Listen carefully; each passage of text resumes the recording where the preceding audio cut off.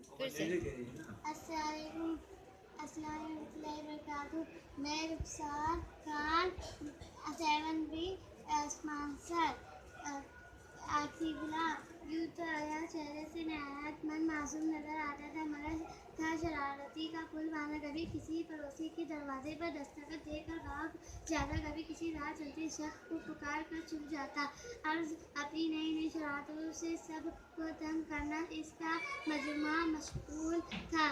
खास तौर पर पड़ोसी में रहने वाली नसीबा दादी को वो अक्सर परेशान करता। छुट्टियों में कभी इनके छत पर पतंगबाजी करता, तो कभी इनके आंगन के दरख्त पर चढ़कर कैरियाँ और अमरूद तोड़ता। जब नसीबा दादी डंडा लेकर बड़बड़ाती लड़खड़ाती हुई पीछे दौड़ती, तो उन्हें ठेंगा दिखाकर भाग जाती।